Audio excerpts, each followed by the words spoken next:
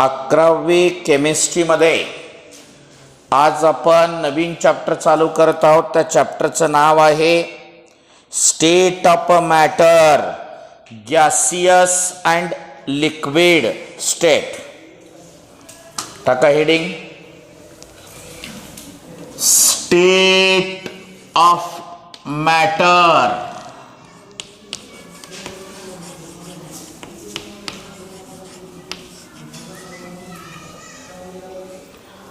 Gaseous and liquid state.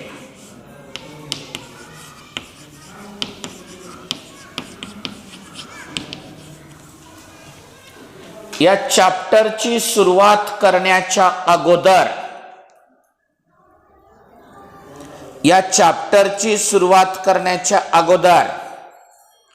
Solid, liquid आणि gases या तिन्ही स्टेट बद्दल आपणाला काही डिफरन्शिएटिंग पॉइंट तयार करायचे, तुलनात्मक लिहायचं आहे आपणाला.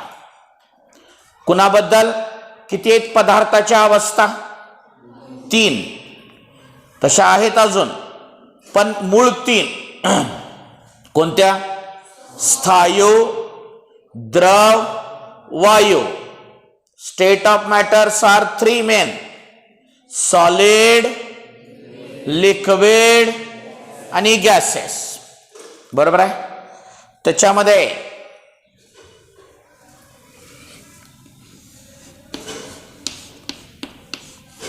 सॉलिड,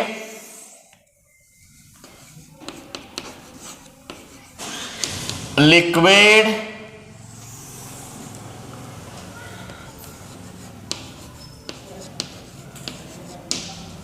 आणि गॅसेस. कंपॅरिझन मध्ये पॉइंट बघत असताना पहिला आहे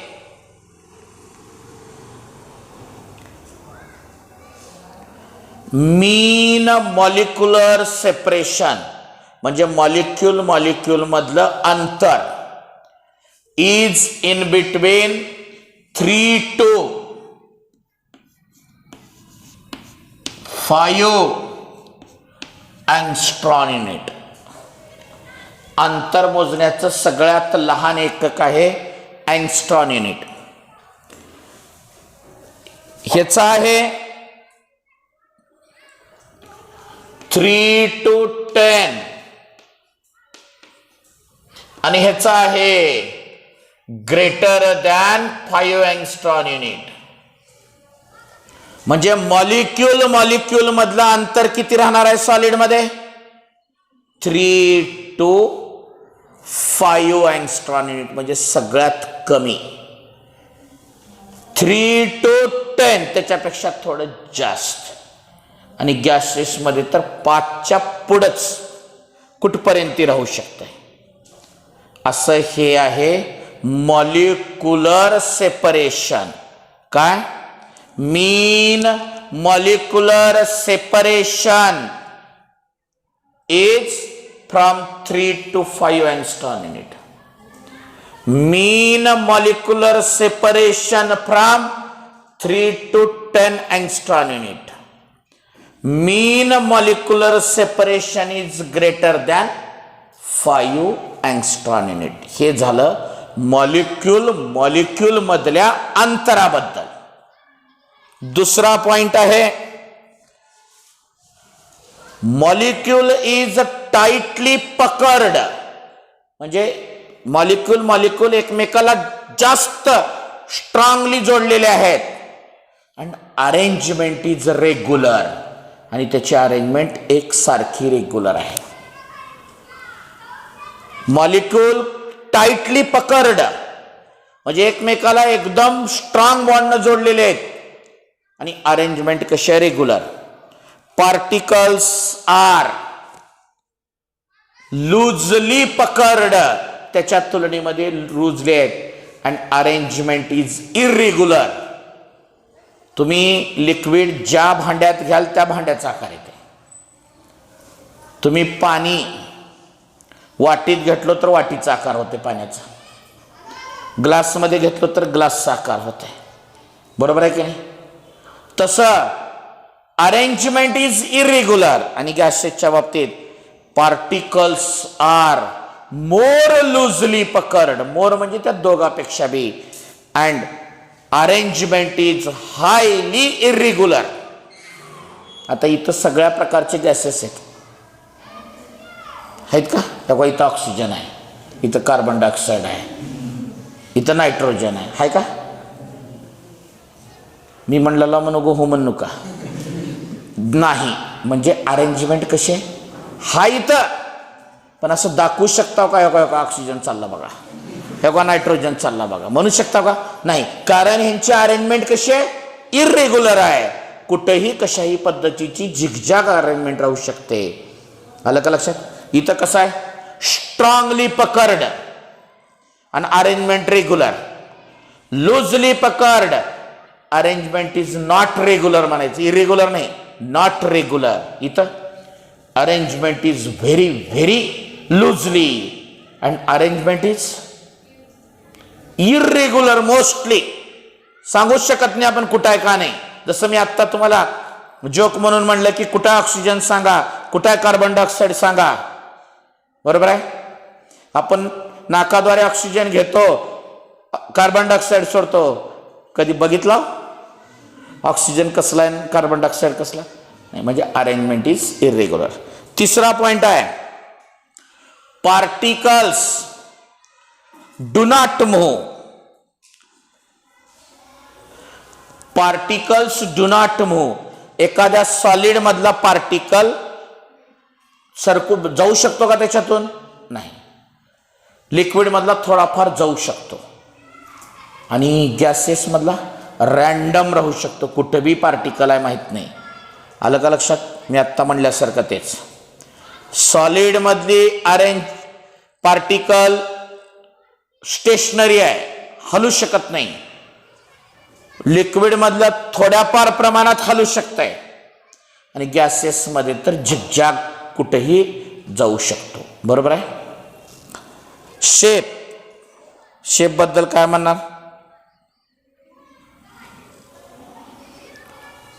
it has a definite shape. कोणाचा? सॉलिडचा. आणि लिक्विड आणि गॅस मध्ये काय म्हणता? It has shape of container. It has a shape of, ज्या मी आत्ता म्हणलं वाटीभर पाणी वाटीत भरून ठेवा, ग्लासमध्ये भरून ठेवा ना आपल्या टेस्ट ट्यूबमध्ये भरून ठेवा, जे भांड आहे त्याच्यासारखा आकार होतो. गॅसेसच्या बाबतीतही तसंच आहे, पण दिसत नाही आपल्या डोळ्याला, एवढंच आहे. पुन्हा इंटरमॉलिक्युलर जो स्पेस आहे मॉलिक्यूल मधला, ते कुठं कमी असेल आणि कुठं जास्त असेल? पकर्ड आहे, जवळजवळ आहे, म्हणजे इथं स्मॉल असेल, इथं ह्याच्यापेक्षा जास्त असेल, इथं त्या दोघापेक्षा हायेस्ट असेल, बरोबर आहे का नाही? मॉलिक्यूल मधला अंतर सॉलिड मध्ये सगळ्यात कमी असेल, लिक्विड मध्ये सॉलिड पेक्षा थोडं जास्त असेल, गॅसेस मध्ये त्या दोघापेक्षा बी मॉडरेटली लार्ज असेल, खूप मोठ्या प्रमाणात अंतर जास्त असेल. आणि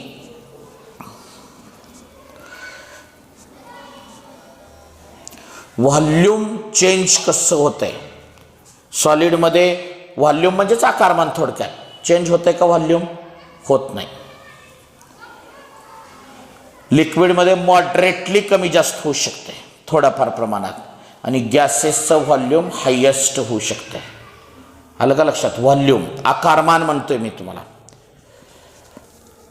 इट इज नॉन कम्प्रेसेबल, स्मॉल कम्प्रेसेबल आणि हायली कम्प्रेसेबल. म्हणजे काय?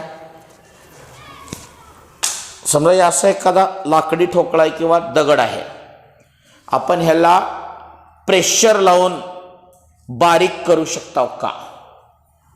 करू शकता? करून दाखव. हो का बरं म्हणलं? मी का म्हणलो? सॉलिडला प्रेशर लावून आपण त्याचा आकार बदलू शकता का? नाही, नॉन कॉम्प्रेसेबल.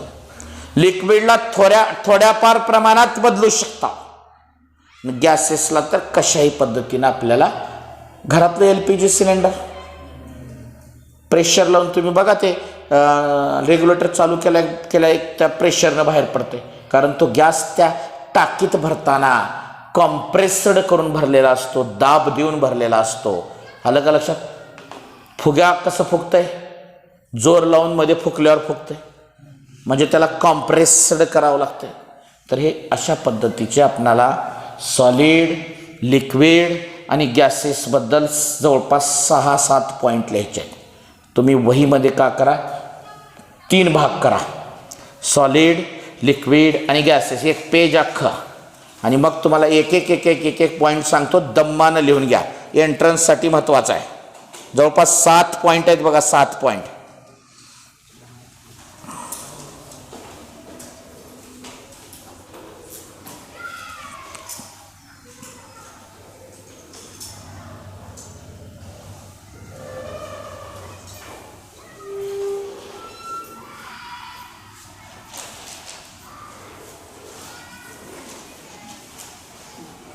तीन भाग केलं, फाडून 3 करू नका वहीचे भाग. हां,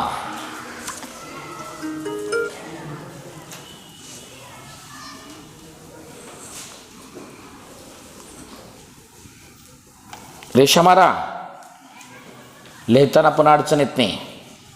एक अख्खं पेज लागतंय, 7 पॉईंट लिहायच्यात, 7 म्हणजे तिघाचे मिळून 7 त्रिक 21. लिहा. पहिला पॉइंट सॉलिड मध्ये, mean, MEAN, mean molecular separation, mean molecular separation is in between, बोर्डावर लिहा, 3-5 अँगस्ट्रॉन युनिट. वाचायचं कसं? अँगस्ट्रॉन युनिट. नंबर पुढे घ्या, लिक्विड मध्ये या. Mean molecular separation is, mean molecular separation is in between 3 to 10 angstrom unit. Gases मध्ये लिहा, मीन मॉलिक्युलर सेपरेशन इज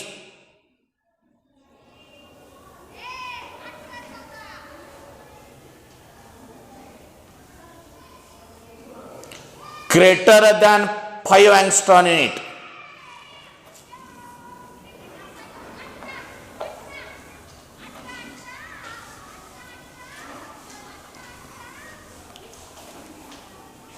हे बघा, जरा ऐका. 3, हे बघा, molecules are tightly packed and arrangement is regular. काय? Molecules are tightly packed and arrangement is regular. लिक्विडला का म्हणा?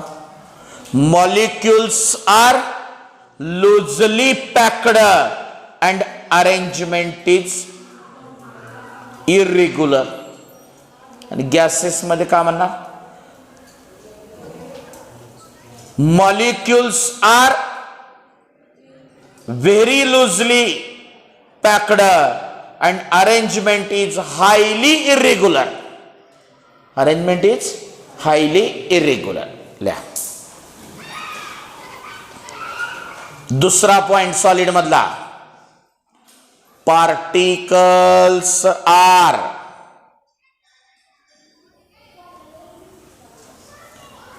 Tightly, TIGHTLY,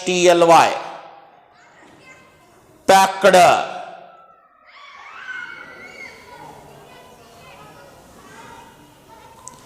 and arrangement is regular.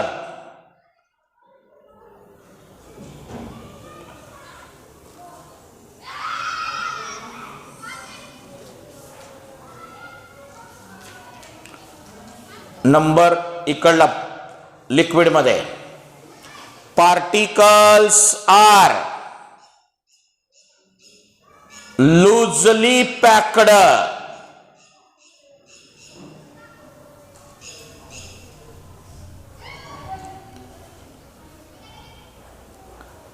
and arrangement is irregular. Arrangement is irregular. Gases मध्ये particles are more loosely packed.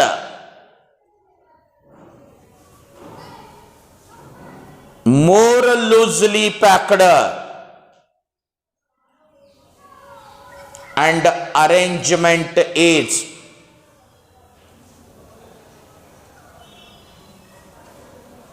highly irregular.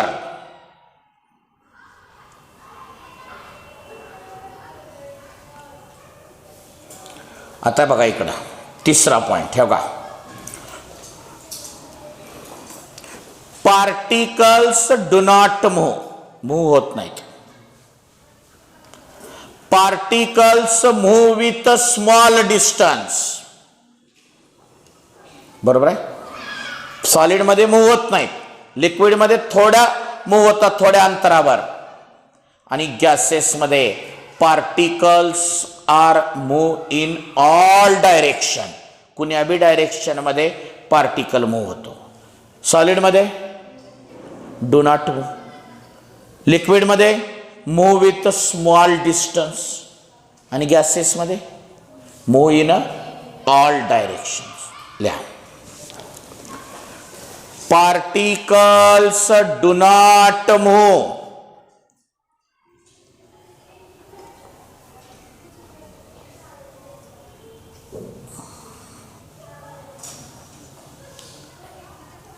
पुढं 3 number liquid मधला, particles move with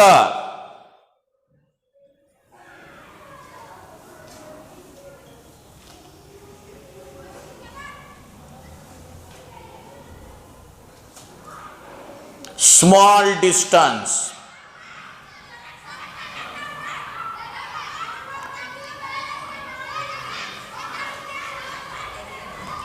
तिसरं पुढलं तिथं gases मध्ये पार्टिकल्स मूव्ह इन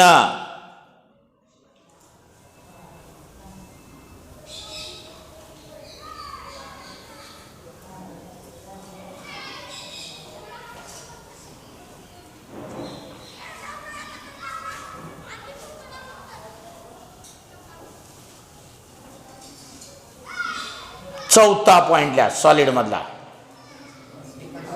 हा इकडं particles move in a random direction. Particles move in a random direction.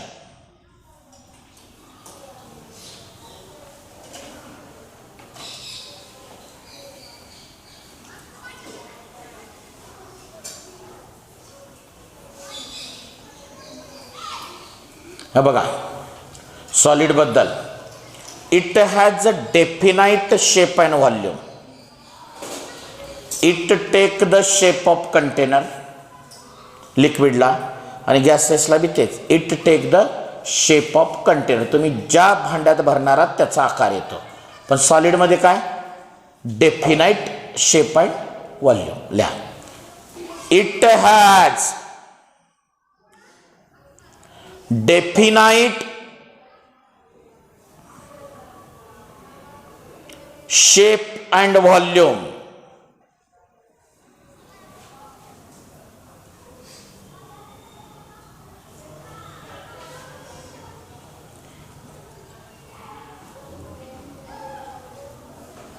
Liquid मध्ये it take the shape of container. It take the shape of container.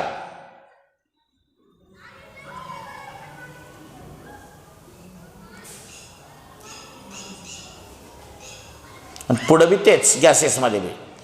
It take the shape of container.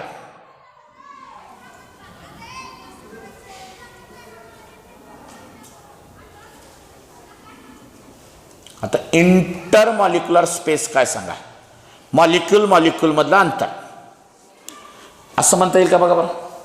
Inter molecular space is very low सॉलिडमध्ये, inter molecular space is moderate म्हणजे त्याच्यापेक्षा थोडं जास्त, moderate म्हणजे दोघांच्या मध्ये, आणि गॅसेसमध्ये inter molecular space is large. सॉलिडमध्ये काय सांगा, inter molecular space is low कमी, inter molecular space is moderate म्हणजे दोघांच्या मध्ये, आणि गॅसेसला काय म्हणणार, inter molecular space is large. लिहा.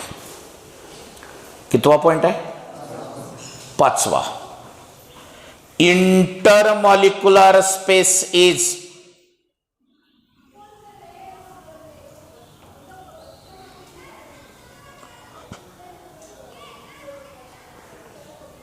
स्मॉल. लिक्विड मध्ये लिहा,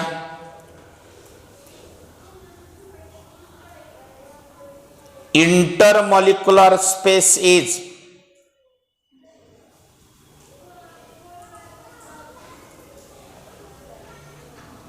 मॉडरेट, आणि गॅसेस मध्ये लिहा, intermolecular space is large.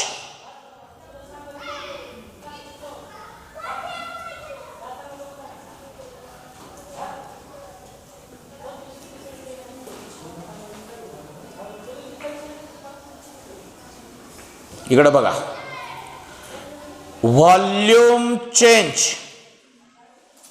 Is small. कुठं आकारमान बदलते काय, बदललं तर थोडाफार. Volume change is very small, volume change is moderate थोड्या प्रमाणात, आणि व्हॉल्यूम चेंज इज हायेस्ट कुठं, गॅसेसमध्ये.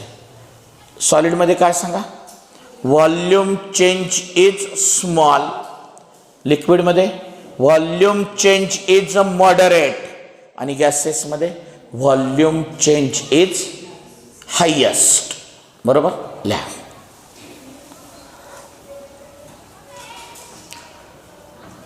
Volume change is very small,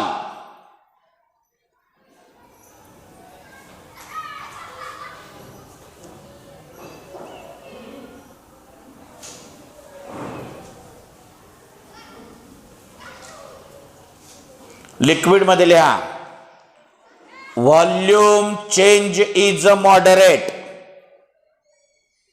volume change is moderate,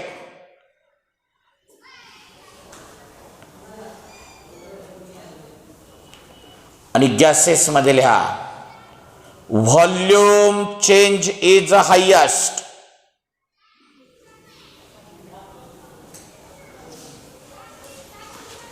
volume change is highest.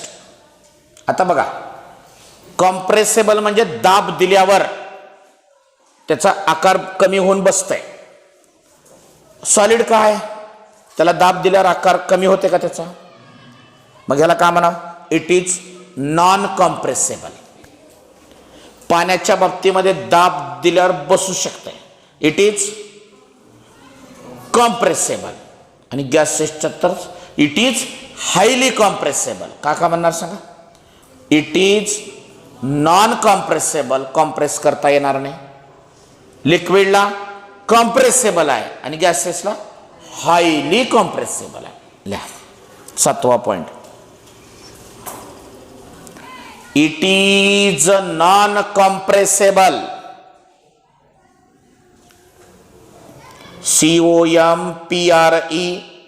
COMPRESSIBLE.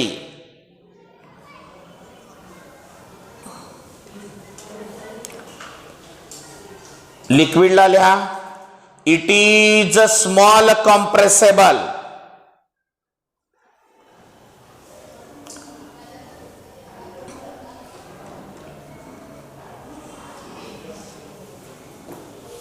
आणि इट इज हायली कॉम्प्रेसेबल.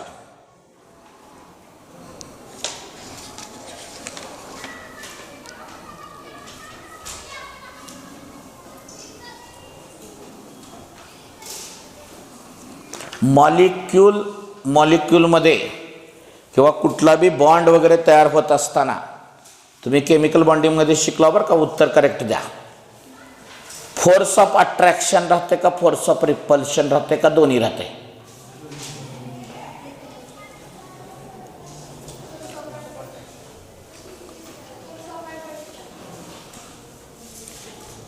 आठवा डायग्राम.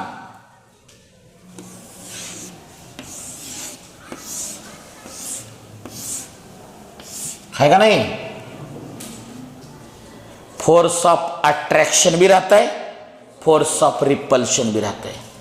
इलेक्ट्रॉन मध्ये repulsion रहता है, nucleus मध्ये रिपल्शन रहते है.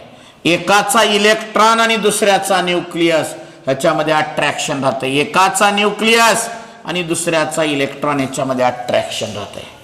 म्हणजे कुठल्याही दोन ॲटम मध्ये बॉन्ड तयार हो किंवा दोन मॉलिक्यूल एकमेकाला अटॅच हो, फोर्स ऑफ अट्रॅक्शन पण राहत आहे, फोर्स ऑफ रिपल्शन पण. ह्याच्याबद्दल आपण माहिती उद्याच्या पिरियडमध्ये बघूयात.